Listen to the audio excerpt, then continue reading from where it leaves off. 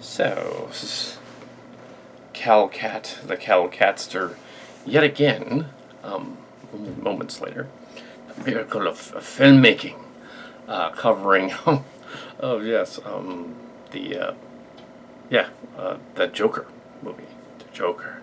He is very strange. I was watching a little bit of Doug Walker's review, Stone Gremlins, and now the midnight screenings, which they're back in a car. They moved to Chicago. We did not. Anyway, so so I'm in here in the runabout. Yes, the and Mark's Cars is in Japan. Oh, sayonara. Actually, Fanime is like going to Japan. If you just go to Fanime a couple of times, it's kind of like being in Little Japan, Little Tokyo, in San Jose. It's like they're running around everywhere doing costumes and everything, having fun. J-pop and K-pop and all that stuff. It's like being in Japan, but it's like San Jose. It's like they revitalized what used to be Japantown. Go there for Fanime at the convention center. As it was Japantown when I was in San Jose State in the 90s. They moved it around. Anyways, the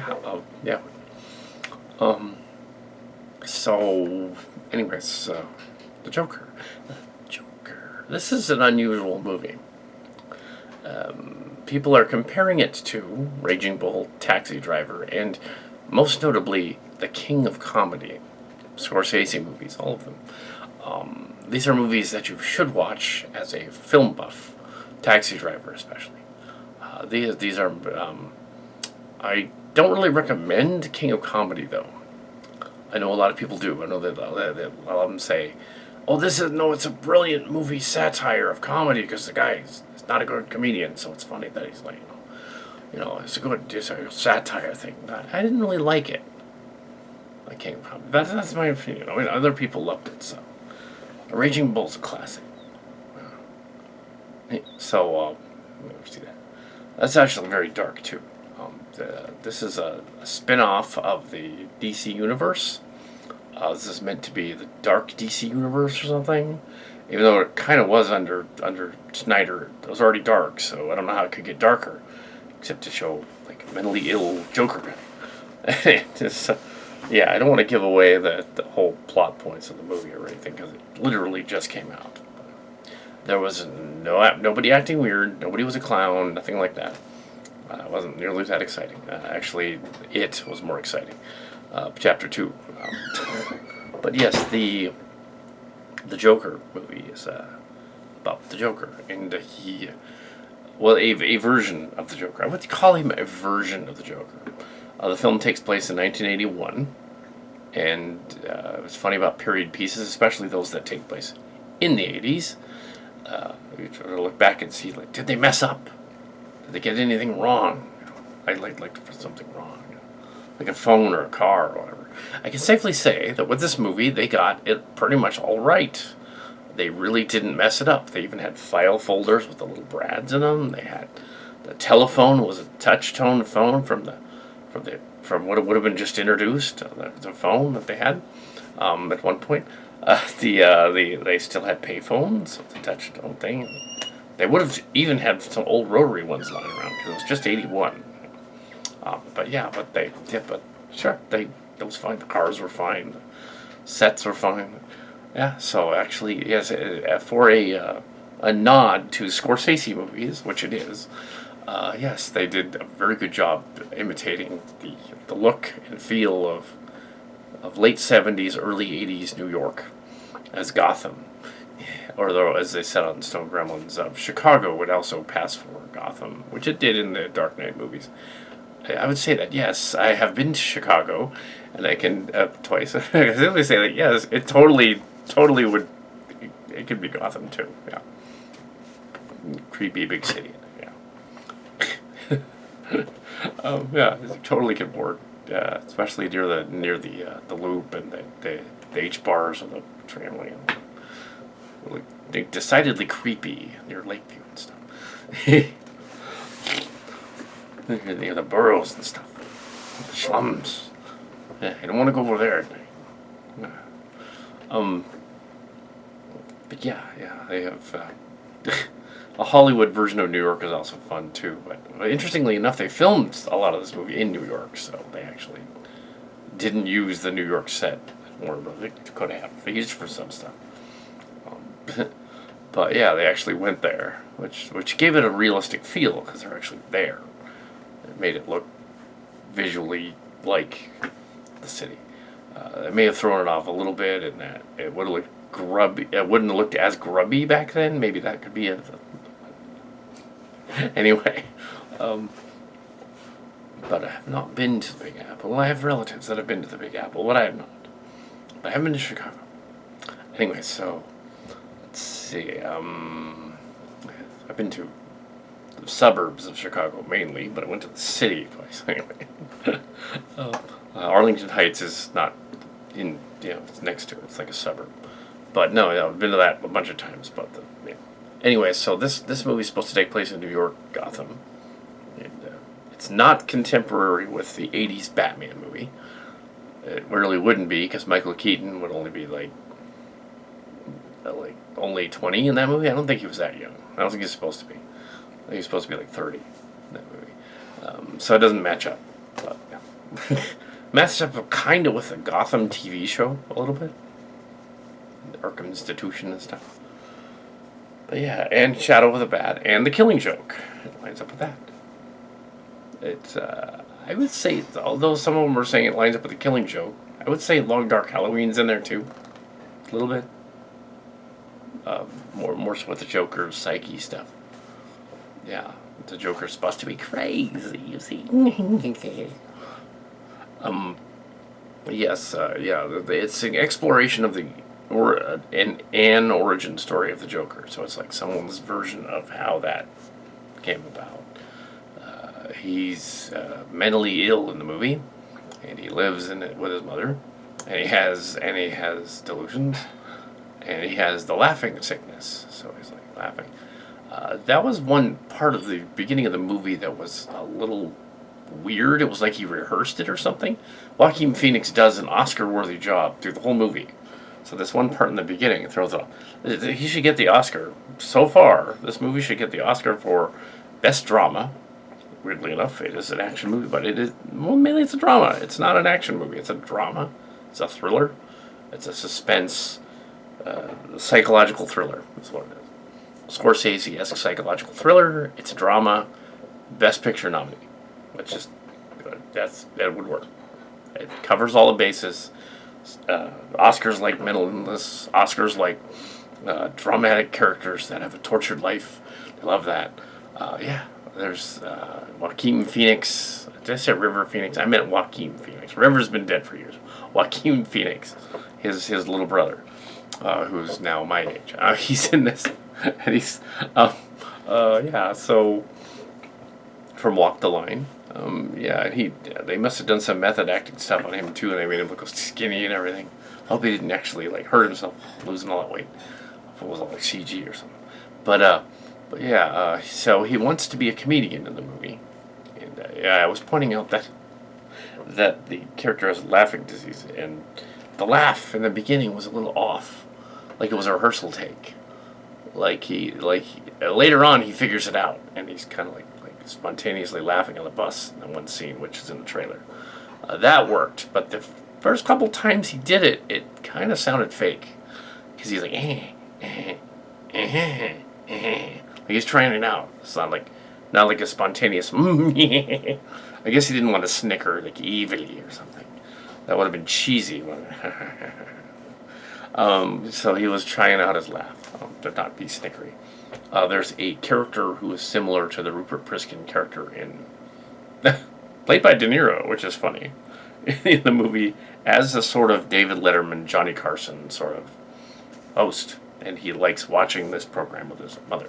The story. He's clearly supposed to be some kind of Carson / late night Letterman guy. It's probably more like it's probably Carson elements, but Letterman too. And it's like if Pipkin from the other movie had become the actual host of the show. after that movie, which which from King of Comedy. Now, not to be confused with the original Kings of Comedy, which the most offensive video guys who did the Charlie Brown Kwanzaa, the Charlie Brown Kids Talk Jive things over the past 14 years. Oh, and then in the Halloween special, the Dolomite special, they say, why didn't Spike Lee and those young bloods forget to include you in their original Kings of Comedy? Paraphrasing. Because they were talking to Dolomite, who is Rudy Ray Moore. And even though I'm not in that scene or anything, I think he does deserve to have been in the original Kings of Comedy, and maybe in King of Comedy as well. Because, the Spike Lee movie from the 80s. Yeah, Rudy Ray Moore needed to be in that. But anyway, this movie, why wasn't he? Everybody else was. Dolomite's classic. If you're going to watch film theory and film threat, you have to watch at least one Dolomite movie as well. Petey Wheatstraw would be an excellent choice. Or Army of Kung Fu Killers or something. Just for fun. Just like, okay, we're going to watch this movie. It's really offensive. Don't imitate it. We're going to watch this in film. Because you got to watch at least one 70s blaxploitation movie. Anyway, so not what King of Comedy is, or what original King of Comedy was, but back to Joker. The Scorsese-esque Joker movie. He's going nuts in the movie. A lot of the beats they hit in this, you could kind of tell he's kind of making shit up. He's like coming up with it in his head. It's a delusion. He sees this lady on the bus with the kid that freaks him out. Later, he sees this lady in the elevator that's from his hotel room. She's freaked out, but then he's suddenly with her. And then there's a scene where he's with her, and I'm thinking, like, okay, he's not. Immediately, I thought that, no. He's imagining that part. Yeah. I've known people from my high school, not going to name any main characters, but that have done that very thing.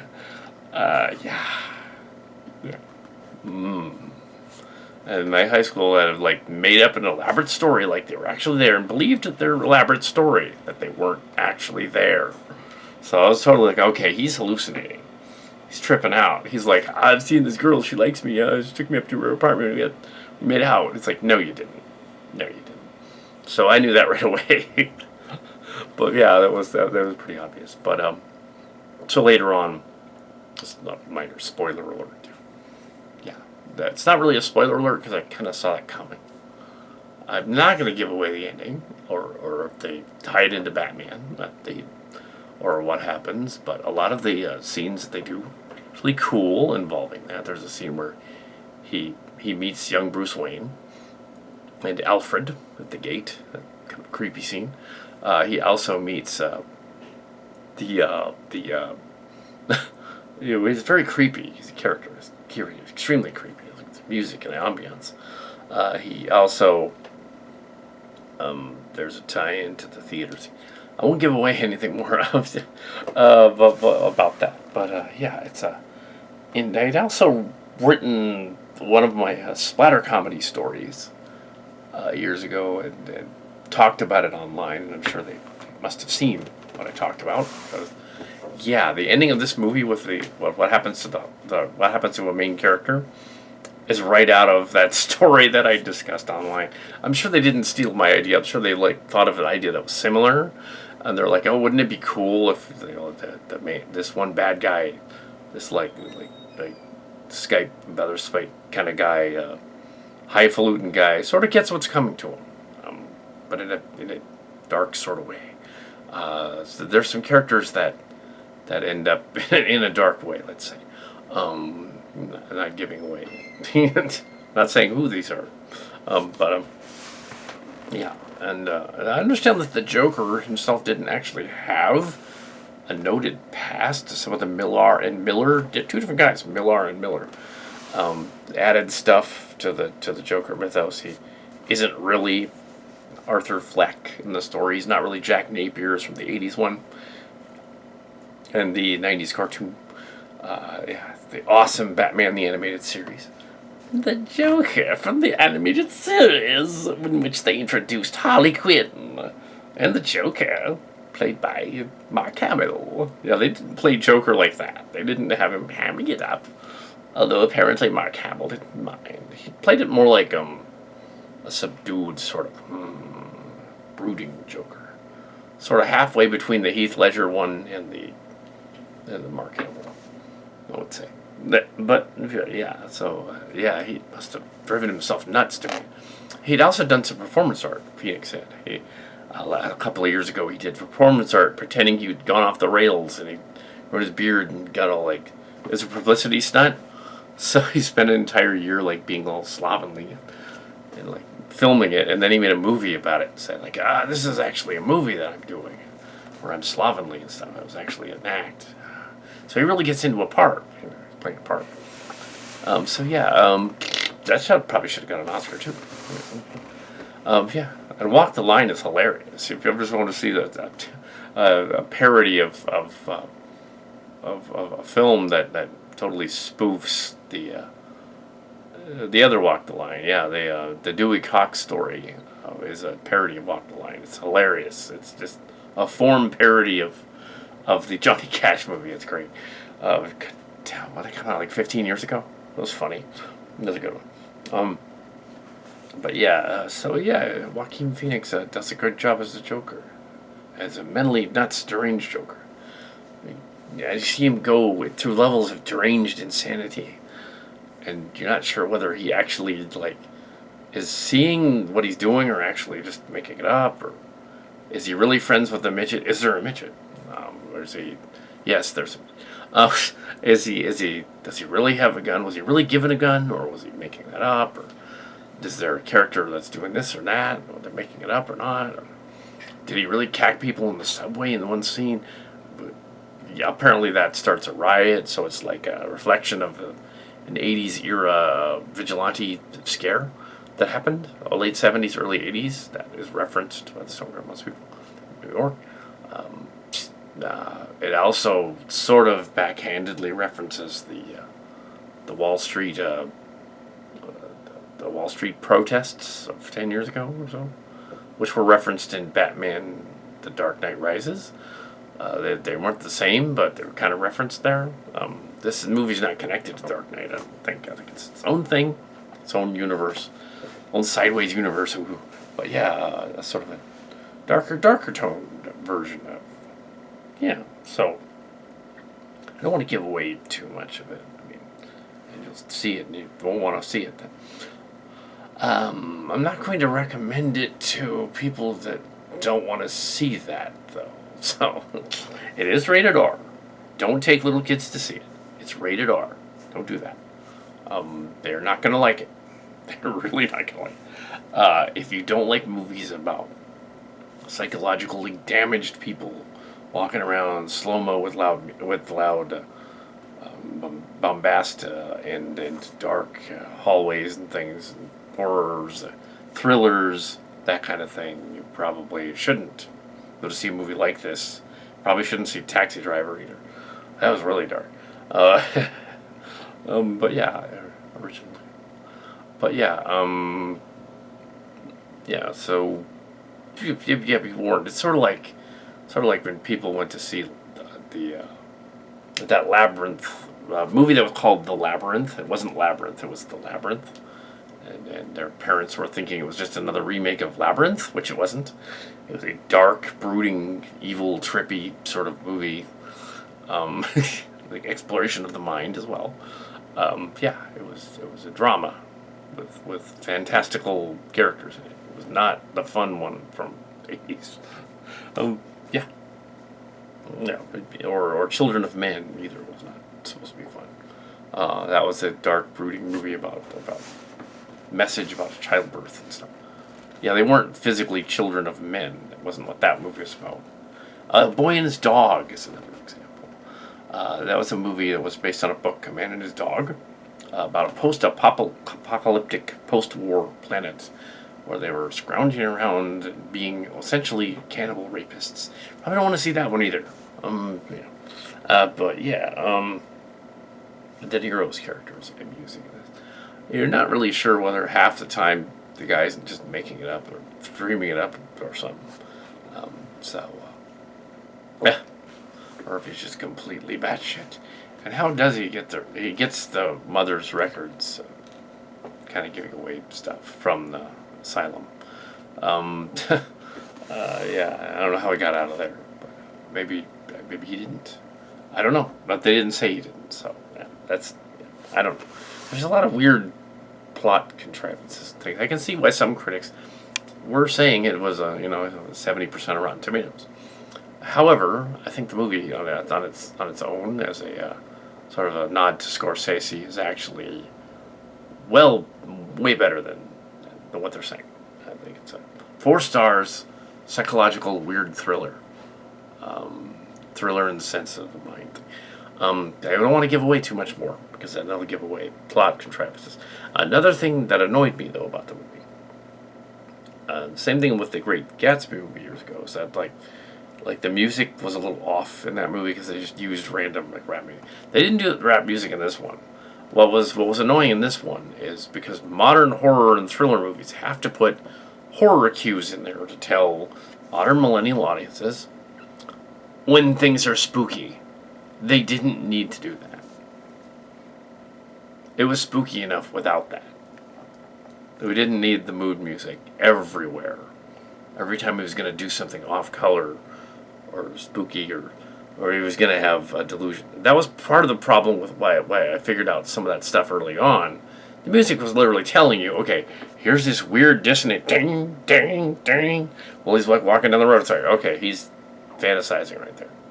You just told me with your music cues, don't do that. Now, in the original Raging Bull, they did not do that. They didn't do that, no. Or when he's like going into the walking along, fantasy, ding, ding, ding, ding, ding, ding. At least they didn't lapse into at least they didn't lapse into the theme from Halloween. No, they did not do that. That would have been stupid. Actually, the remake of Halloween was actually good. Yeah, the ending pissed everyone off though. It's like, oh come on. At least show him melting or something. But yeah. It's not a fun movie per se, but maybe it's not supposed to be. Dark thriller thing. It would be in the drama section if it was going to get the Oscar, the Clara Award. It would be a drama, listed as a drama. It would be in the category of drama and thriller, horror movie, even horror movie. Oh yeah, it's a psychological horror movie. Yeah, I want to see some fun movies. That'd be nice. Two in a row that were psychological horror movies. Wow, one each week. What's next week? Oh, it's not one of those. Actually, I do have next week right up here. Next week. I have a special engagement, Kal Kat show. Kal Kat will be on hand for a Fathom event. Yes. After well over a year of hanging out on the Kevin Smith's Fat Man on Batman channel blog thingy, I'm going to see Jay and Silent Bob reboot on the 14th. Yes, K.O. Dan may be there too. We'll see. Maybe. Yes.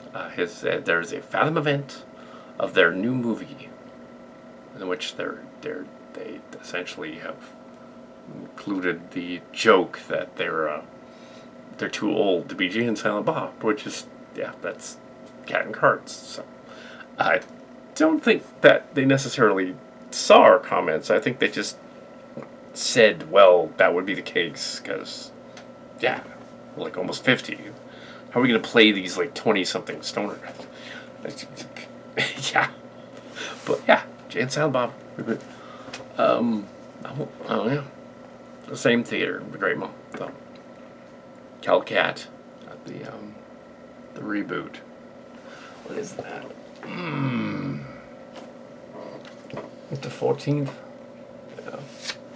14th. Yep, October 15th. October 15th, 7. Kal Kat will be doing a special Fathom event, just like he did with the Milpitas Monster. The Kal Kat show will be live at that theater. Oh no. Oh no. But it's their night, not mine. So, yeah. So I'll just be there. I don't think Kevin Smith and Jay Moose are actually going to be there. I think it's just a Fathom event. I'm going to watch their movie. Maybe some of their producers will be there. But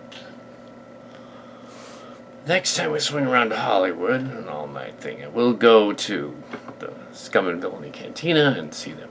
But I haven't done that yet.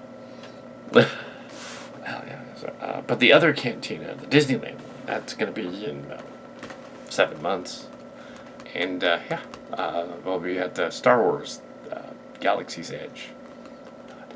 Because apparently, as we've sent some spies over there. And they said, yeah, it's not that crowded. You probably get to see it. So, yeah, it's not vacant. It's just not that crowded. So, I guess they're waiting for the next movie to come out. And, yeah, the action figures, yeah, they're not as many. And, we got the previews. But that's just because there's no movie until December. They should be releasing action figures for the next movie. The Rise of Skywalker, shortly. I don't think we're in that anywhere. I don't think it's that. No, not involved. But yeah, that would be delusional. No, we're not in that. Yes. So, yes. But what we did know, 4 of the other guys did. The very day it broke, we knew that Spider-Man was coming back to the MCU. Last Sunday in the morning, our sources said he was coming back. Yeah. Of course, now that it's a week later, it's like, well, yeah. But yeah, we NDA with him saying. But yes, and also we know something about the Picard show, but we're not saying either. But I think they broke that news today anyway, because their trolls found out about it. Yeah, Picard show. But yeah, so go see my fan film, Starship Chimera, which has nothing to do with it, which I actually did do. Well, Chimera channel. A2405. Chimera A2405. So, I guess that's the Batman. The Joker movie. Which is not connected to anything. And is dark and a thriller. Yeah, that's pretty much it. Just get all rambly.